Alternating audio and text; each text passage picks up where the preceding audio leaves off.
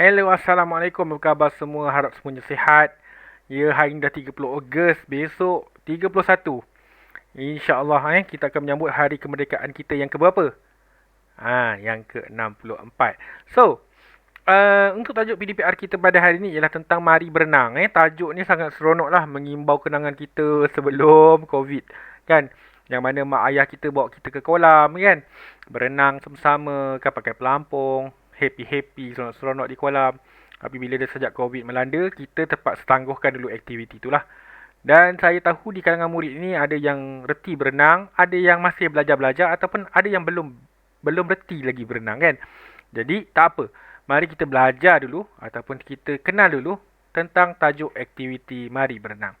Okey, di muka surat 37 banyaklah gambar ataupun aktiviti manusia yang berada di kolam. Semuanya ditemani oleh penjaga. Ingat, nak pergi kolam perlu ada penjaga. Kan, walaupun ada lifeguard kat situ ataupun orang kata yang menjaga keselamatan kita kat situ, yang memerhatikan tidak tanduk kita di kolam, tapi pengawasan penjaga amatlah penting. Jangan pergi kolam sendiri-sendiri. Tolong. Jadi di kolam dengan pakaian yang sesuai, ada yang seronok kat situ tapi dia tak melompat. Tak ada orang yang berlari-lari kat tepi keliling kolam, tak ada yang makan, semuanya orang kata apa? Uh, berseronok dengan aktiviti di air kan. Menghayati kan suasana di kolam. Jadi apa yang kita nak belajar hari ni ialah tentang awas peraturan di kolam. Jadi nak pergi kolam renang ada peraturannya. Okey, kalau tengok kat situ kecil, mungkin awak boleh Google nanti untuk awak dapatkan peraturan kolam yang besar, yang lengkap. Tapi kalau kita tengok kat situ, kita tahulah bahawa ada beberapa perkara yang memang jelas tentang peraturan di kolam, terutamanya dari segi pakaian. Okey, kolam renang mempunyai pelbagai peraturan. Kan? Kadang-kadang kalau di hotel dan di kolam renang awam, kadang-kadang berbeza. Kalau di kolam renang hotel, kadang-kadang kita boleh pakai t-shirt. Kalau yang lelaki kadang-kadang dia kata pakai baju mesti baju renang. Ataupun tak boleh pakai baju. Ataupun kena pakai baju yang sesuai. Jadi betul lah tu kita kena pakai baju renang yang sesuai. Tapi ada yang boleh cikgu? Ada juga yang boleh. Bergantung kepada polisi hotel ataupun kolam tersebut. Kadang-kadang kolam awam kebanyakannya biasanya memang kena pakai baju renang. Baju renang. Baju khas untuk berenang. Kenapa? Ada macam-macam sebab. Kadang-kadang baju tu penting lah. Salah satu macam takut orang kata berat badan bila nak berenang kan. Kalau pakai baju renang dapat berenang dengan lebih selesa. Kalau macam masuk pertandingan dia lebih laju. Ada macam-macam macam-macam aspek yang dilihat. Kemudian kalau tengok yang bawah kecil tu nampak tu tak boleh merokok, kanak-kanak tak boleh masuk, mungkin ada had umur. Kemudian haiwan peliharaan, memakai kasut. Jadi itu antara orang kata peraturan-peraturan lah. Okey, tak boleh makan dan minum pun ada juga. Kena bergantung, dia bergantung. Jadi bila kita nak pergi kolam, kita kena tengok dahulu apa peraturannya. Apa peraturannya? Macam sekarang, tak silap saya, kolam sekarang memang tak boleh masuk. Selagi wabak COVID masih ada. Tapi tak tahulah, tak pasti sebab bila sekarang ramai yang dah 2 dos vaksin. Mungkin dia akan bagi kelonggaran, saya pun tak pasti. Okey. Tengoklah kanak-kanak tu kata nampaknya kita telah memakai pakaian yang sesuai. Nampak dia pakai pakaian sesuai. Baju renang komplit. Kan? Okey, kemudian mari lakukan tajuknya Di muka surat 39 ni ialah tajuknya mari lakukan. Semasa berada di kolam ada beberapa perkara yang perlu kita tahu. Contoh, kanak-kanak dia kata patuhi arahan guru. Baiklah. Cikgu beginikah cara masuk kolam? Nampak dia turun gunakan tangga. Tapi saya tahu ramai yang suka lompat ataupun terjun terus. Sampai kolam, letak towel, lari. Mak, pergi dulu. Tu bahaya. Sebab kadang-kadang kedalaman juga berbeza. Ada kolam kanak-kanak dalam dia macam tu. Ada kolam kanak-kanak dalam dia macam ni. Ataupun ada kadang-kadang kalau yang di hotel satu kolam je dewasa berkongsi. Tapi dia punya kedalaman tu daripada cetek pergi ke dalam. Takut salah terjun, bahayalah. Kan? Jadi kita tak nak macam tu. Okey. Kemudian Nampak orang dewasa masih mengawasi tapi yang kat sini kata cikgu.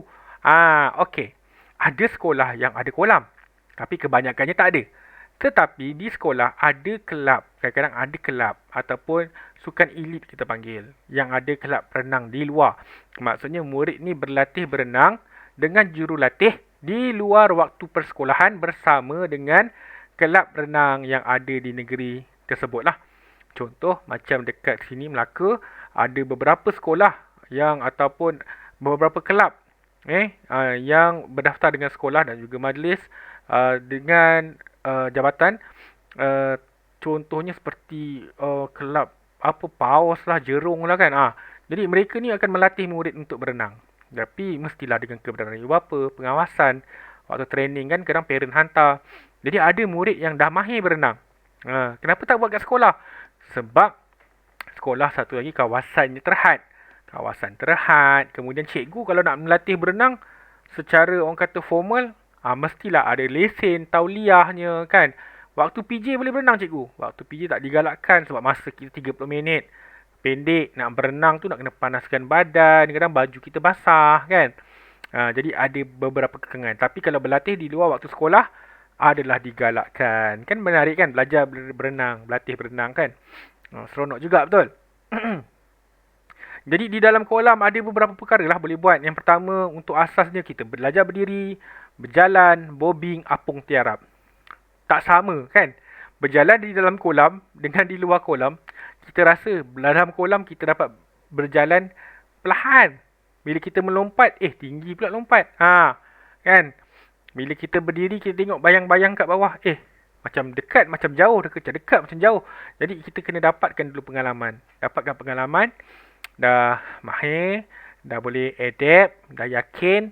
Kemudian kita boleh buat bobbing dengan apung tiarap. Apung tiarap ni asas lah. Terapung. Bila dah mudah terapung, senang kita nak berenang. Kemudian bobbing. Bobbing tu apa? Bobbing tu ialah tenggelam dan timbul. Kan? Masa timbul tu tarik nafas. Kan? Timbul, tarik nafas. Kemudian masa kita tenggelam, kita hembuskan nafas guna hidung ataupun mulut. Nanti kita akan nampak lah buih. Benda ni bagus. Bila kita buat benda tu. Sebab kita dapat melatih pernafasan kita semasa berada di dalam air. Ketika waktu berenang pun sama. Kita akan sentiasa kan.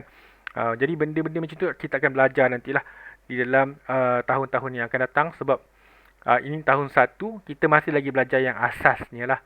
Tengok apung tiarap, mula-mula mesti ada sokongan. Kemudian, luncur lancar. Daripada nampak ni. Daripada dalam air, kita lonjak. Dengan sokongan. Kalau masih lagi belum dapat apung, dengan sokongan.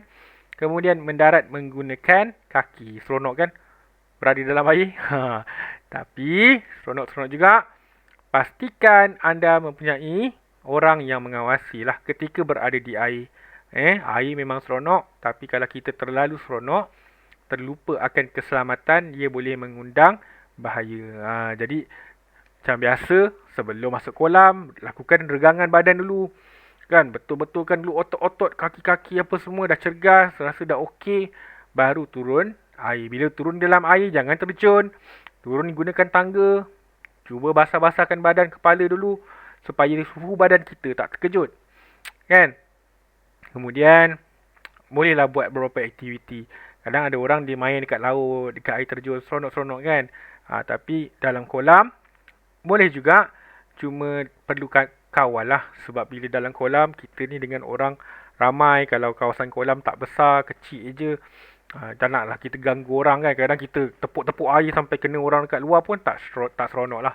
Tak syok lah jadi ini antara aktivitinya lah berjalan, berdiri, bobbing, apung tiarap dan juga luncur lancar. Okay.